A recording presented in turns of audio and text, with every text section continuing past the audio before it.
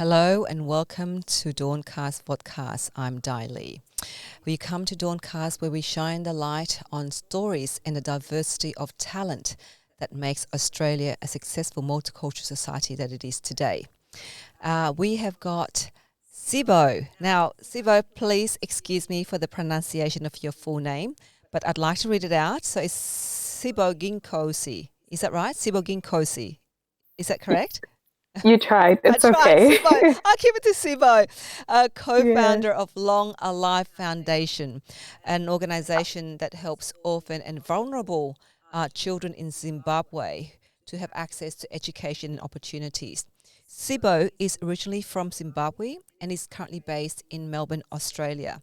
She is a multifaceted individual who is a social entrepreneur, an engineer, a writer and speaker. So welcome to DAWNCast, Sibo. Thank you for having me, guys. Yeah, look, it's how is Melbourne? How are you going in Melbourne at the moment?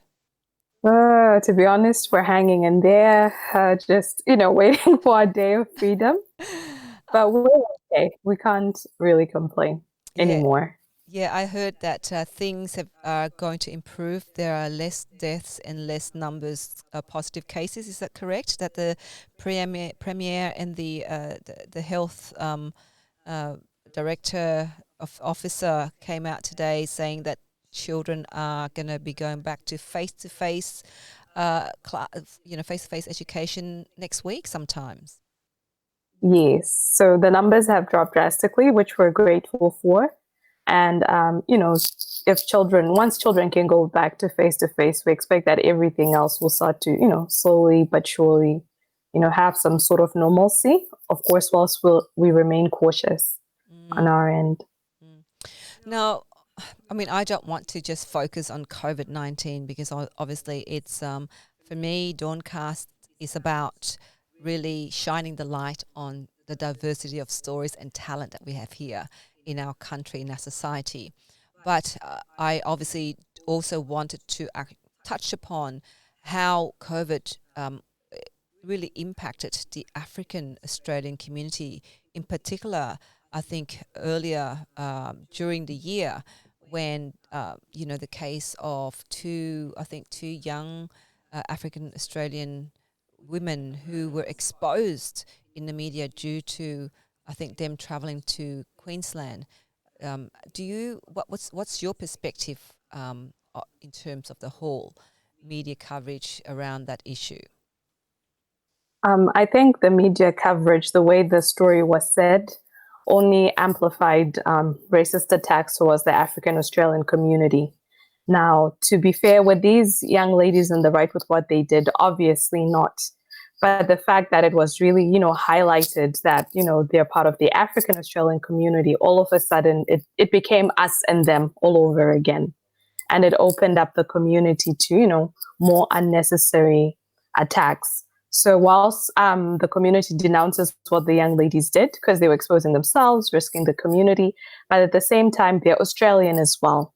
They're not just part of the African Australian community; they're part of the whole country. So that already amplified, the suffering or whatever it is people were going through. Mm. I mean, I'm sure that I know that it wasn't just those two young girls. I mean, there are situations whereby other people were flouting at the time when they were at the height of the whole COVID-19 situation. There were different people who were not wearing masks or who were not social distancing, who were breaking, well, who were just carrying on their normal lives. But obviously, in the context of COVID, there are all these regulations coming all at once. Really, who you don't know what's what's the rules and what's not the rules anymore because they probably were doing something that was they considered normal. I don't know, but I have no doubt that they probably not were the only ones that were as people were saying flouting or breaking the rules. Um, what? How did you, being an African Australian person, felt about it, and what were discussions that was had in the community? How did they affect? How did it affect them? To be honest, we felt sad because in Melbourne, it's not the first time the media and the African Australian community, are having their differences. We had the African gang situation going on. Then you had residents in Flemington Towers not being able to go out, of which most of them are often, African Australian refugee background. So, the community leaders were talking, they were denouncing with how the media had covered this. And they were also trying to say that's why it's important for there to be more diversity in the media space. Like the more diverse the media space is, when the news is said, it's said in all fairness and without targeting a specific racial group in the broader Australian community.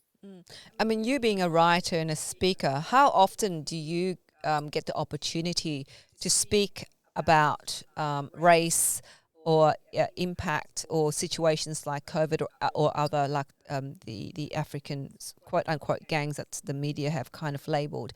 How often do you get to speak about those kind of issues?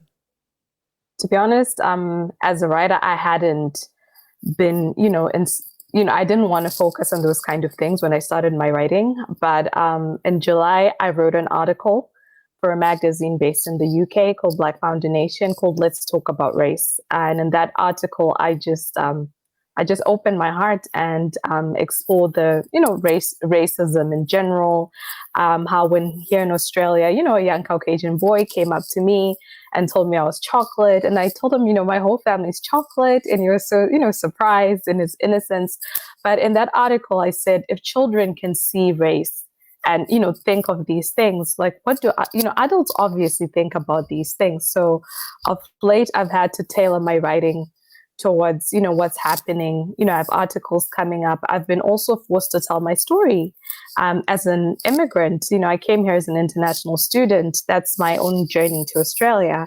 And so I've written a book that I hope, to publish in the next coming months that tells my story of where I come from, who I am, the history of my background, just to add to that diversity that, that's already in Australia. So that's what I try and do. Mm. So you came here as an international student. When was that, and why? For what degree? That's what I meant. Okay, so I came in 2014, July to be specific, to study a master's in engineering management at RMIT University. And what attracted me to Australia was, obviously RMIT has a very good reputation as an engineering school, and the opportunities that the country would have for a young immigrant such as myself. And so you came by yourself, or like? Yes, I came here by myself, even though I had an aunt and uncle who had migrated here years earlier. But when I decided to come, I just, packed my bags, left my parents, my siblings, and came here. So what has it been like in the last 6 years, being here, working here and living here in Australia? Is it, often people have said Australia is a racist country. We both are coloured people. For me, growing up here, I have experienced some form of racism, name callings more than anything else, but it hasn't really impacted me personally that much. Although I have to say that in terms of career progression, that's probably where the subtle structural barriers that are there, whether or not that's racism or not, I don't want to put labels to that, but certainly there are definitely structural barriers. So what has it been like for you for the last 6 years? Wow, it's been a journey, to be honest, because firstly, I didn't migrate to Australia. I've lived in the United States for 4 years in New York. So New York, like Melbourne, is a melting pot. So it wasn't my first time being a Black diasporan. But the difference between the United States and Australia is that the African Australian community seemed to be the last sets of immigrants. So first you had, the wave of colonialism coming in. Then you had the gold rush, 1800s brought in the Chinese, the Asians. Then you had the Asians, and then now you have the African Australians. So for the most part, when I came here, I said, yeah, Australia is multicultural, but it turns out that, we're getting there. And I would meet people who would tell me things like, oh, I grew up in my whole neighborhood. It was all Caucasian, and you're the first Black person that I've interacted with, And so sometimes I was the first Black person, first African person that people have been close to. So there was that pressure where, God forbid, the experience was not good, then that's how they're going to see everybody. At the same time, if we had a good experience, it was like, oh, we like you, your people, but I'm just one person, representing a whole race. And then you had the stereotypes too. So did you feel some sort of pressure, did you, that you have to ensure that you were an upstanding citizen and a good ambassador for the African Australian population? To be honest, I did. I'm only human, but I did feel pressure. And the other thing is, the African community comes here in different ways. Some come as skilled immigrants, as international students like myself, or flee conflict and seek refuge here. But the usual stereotype is when most people meet an African Australian is they think that you're a refugee. So once you don't fit the stereotype of being a refugee, some people become very uncomfortable that, oh, so you came here to study? Like, how? Like, why? So how do you reconcile that? Like if somebody met you and kind of have this perspective and already this bias that you are, a refugee, and obviously the conversation that they have with you will be different if they only knew that you were a migrant in terms of coming to study and doing business. Those two different conversations, aren't they?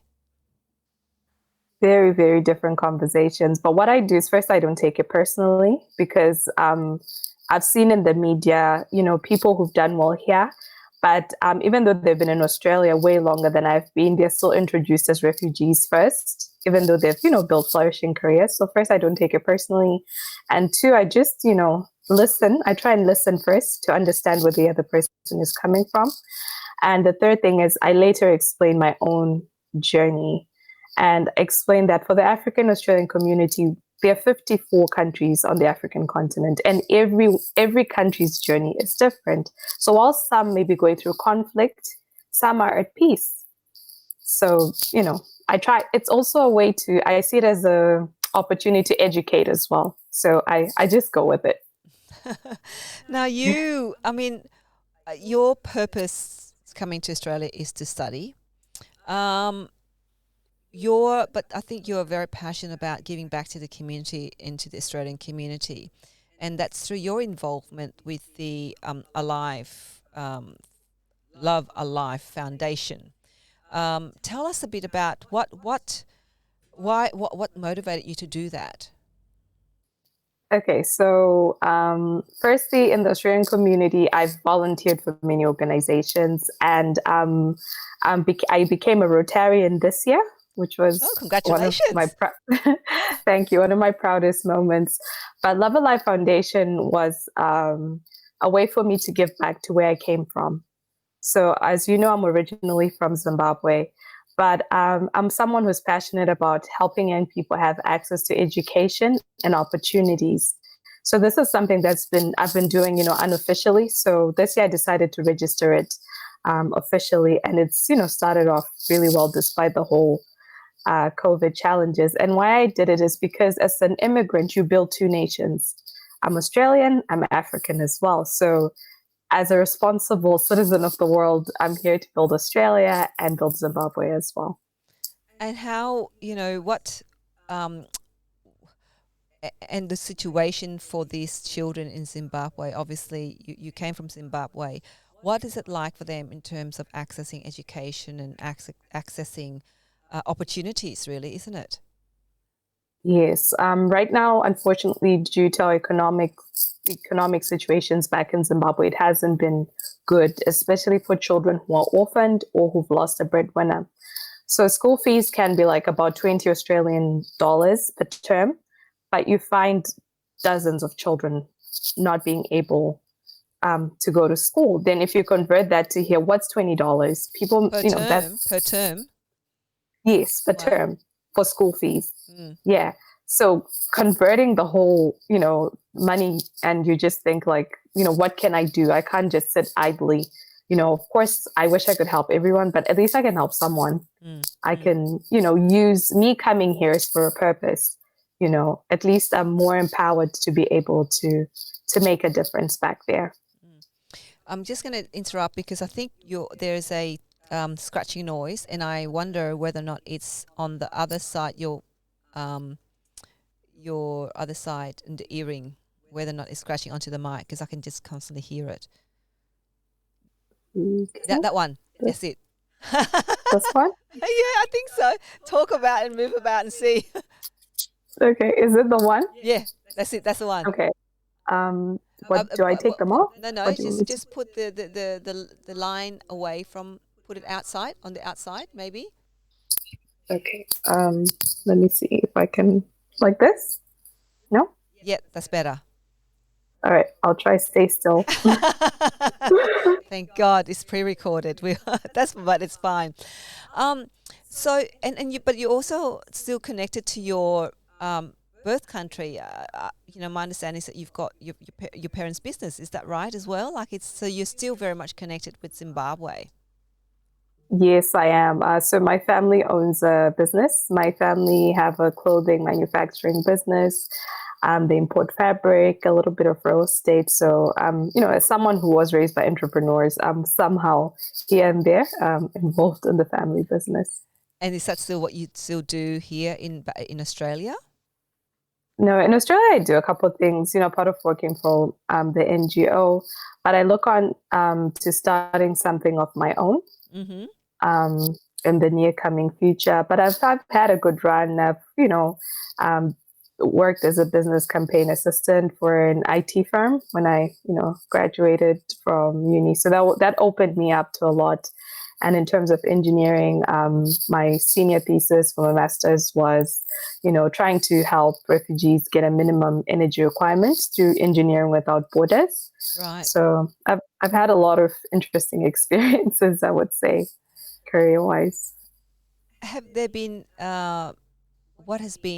have there been any hurdles in your journey in the last 6 years here, being part of Australia, or in what you do, especially say within the entrepreneurial space? Have there been any kind of really moments that you kind of feel really think, I'm just going to pack up and go back to Zimbabwe? Yeah, maybe when I first started. So when you come here on a student visa, obviously you're limited work, you're limited opportunities. In terms of most jobs want a permanent resident or a citizen. So before you get to that part, you may have the skills or whatever it is, but they won't just, employ you because they're not going to go through the motions of sponsoring someone when they already have options of people who already migrate here with full working rights. So I would say that was maybe the initial hurdles I faced, upon graduating with flying colors, a distinction. But at the same time, I didn't have full work rights, and stuff like that. So I think those are I think any other immigrant who comes via the international student path can tell you that they go through. But and how did you get across? How did you get through that tunnel of kind of saying, oh, okay, these are the challenges. I've just got to hang on and persevere. How did you break through that? Sure. So first, I had to be open to any job I could find, be in childcare, be it factory, be it cleaning. Like I couldn't say, I'm a degree person now, I won't do this kind of job. So firstly, I had to make sure I have a stream of income coming in. And the other thing was looking for a pathway on how I can get my, residency.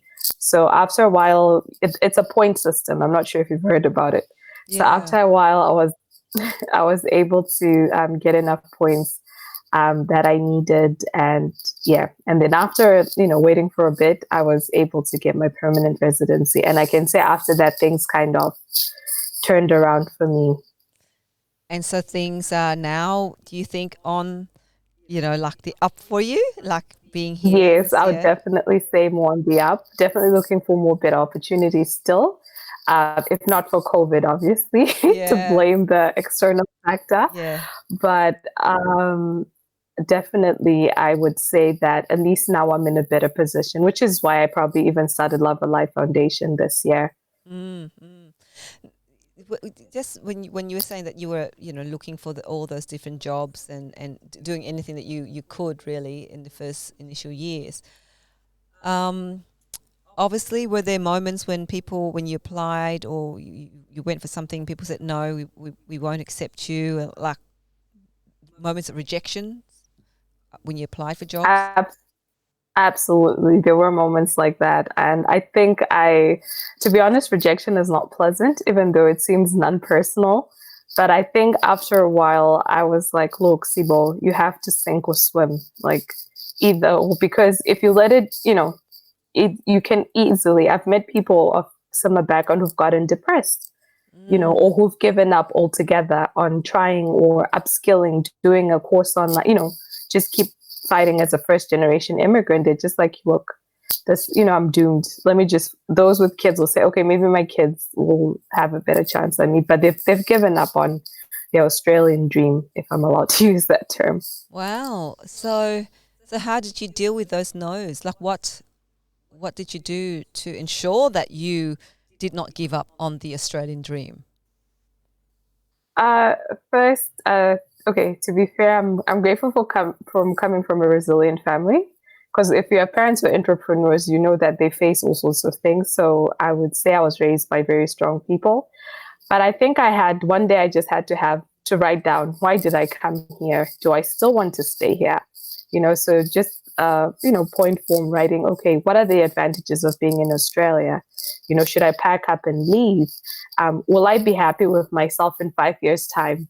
Well, if I don't, fight for the best as it is now. And I listen to a lot of motivational speakers out there. So I really had to keep pushing. I just said, okay, I came here willingly and I need to give myself a chance. So I'm not going to give up, at least not yet. So I said to myself, and that's how I just kept going. That's important. Listen, I think you touch upon that. Being an entrepreneur, being in the business world, people who've been on that journey have encountered so many uphill battles and ups and downs of running a business. So it's that spirit of resilience, isn't it? That you kind of think, no, I've got to keep on going. I can't give up now.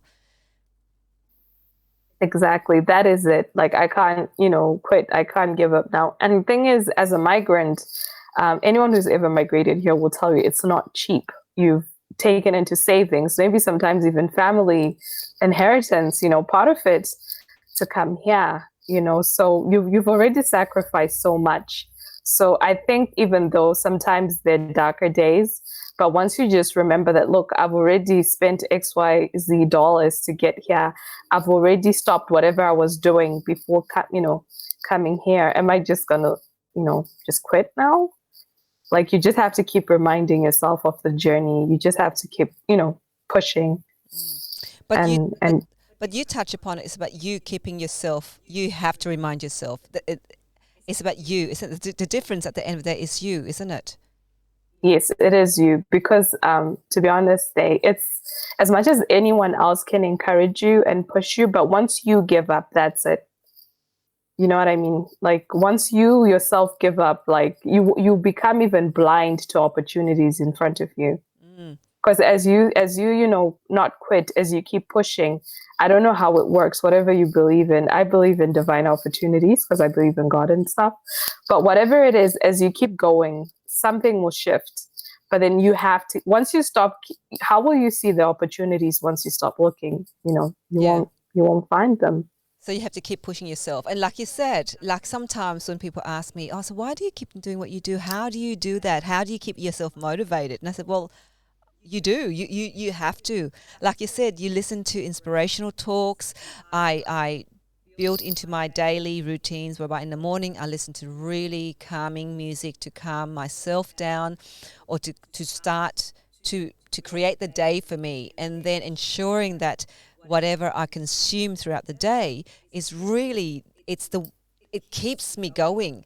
And I think, I don't know if people do that enough, is to feed their soul and to feed their minds in terms of good content or good music to keep them going.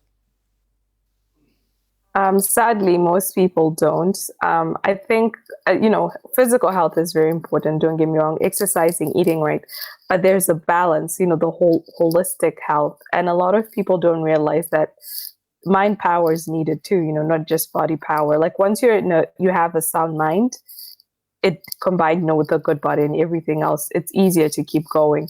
But once internally it's negative, negative, negative, and like you said, you listen to calming music, you make sure you're fired up to go and do whatever it is, and that's what keeps you following your projects, following your dreams and things like that. So sad to say, most people are like, whatever. Yeah, and especially say for example during so let's touch upon that in terms of the death of George Floyd. That had a huge impact around the world, but in particular on African Australian community, not just here but African people around the world. What was going through your mind at the time for you, living here? I mean, obviously, the incident wasn't right here at your door, in the front of your doorstep, step, but I know other African Australian people were really personally impacted and emotionally impacted. What what did that incident do to you? It was so sad. First, I couldn't believe that it happened. I mean, look at where we are. America, firstly, America is one of those like leading nations for the African community, if you'd like to put it that way. They've had a black president before, when people thought, okay, Obama's been, what else can happen now? But sadly, this happens in broad daylight, you would say. Their camera, this is a century where there are cameras everywhere. You can't even start to think that someone would do that, in front of the world to see. And to add on to that, people couldn't go and protest properly in Australia because already we have, this global pandemic, and this happened. So as much as people wanted to do something, especially if you were in Melbourne, we were kind of, some people did go, but because of safety reasons, not everyone could go and speak out. I felt very, very sad because I saw that, look, racism is still alive and thriving. But because people don't talk about it, it grows quietly. And the more people shy away from talking about, racism or embracing diversity, like it's nothing's going to change. Yes, we'll get angry. Yes, we'll protest, but we need like lasting change, and we need to start having uncomfortable conversations about racism. That racism does exist, and why does it exist? Because sometimes what I've seen in conversations is that it's just ignorance or fear that people get from media to be afraid of Black people or other people of color. So what it did, it made people angry. It made people sad. It made people reactive. It made people feel like victims all over again. Yeah. Because if you know the history of the Black nations, from fighting colonialism to dealing with issues of slavery, from the Americas, the Caribbean, and worldwide, whatever it is. But now just when people thought, okay, we're kind of past that, we're trying to move forward, build a united world, we're a global village now. I mean, there's still work to be done, Dave. That's all I have to say. That was what I felt like. There's still more work to be done, and that's why I wrote the article. I wrote, "Let's talk about race," and I decided to try and find ways to make everyone comfortable talking about race, if possible. And now, with your involvement in Rotary in Melbourne, do you think that is a platform that you will be able to talk about race um, in a business setting, in a collaborative setting? Absolutely. One thing I love about Rotary here is that it's slowly growing to be diverse. And what other place, right, where you meet people from different backgrounds to talk about it. So fortunately, my Rotary president of Rotary of Wyndham Harbour cited my article. I wrote it, posted it on LinkedIn, and he really liked it. So he was, trying to come up with ideas on how he can move it through Rotary, because he felt that it's a needed conversation. Oh, Even though he may not be African Australian.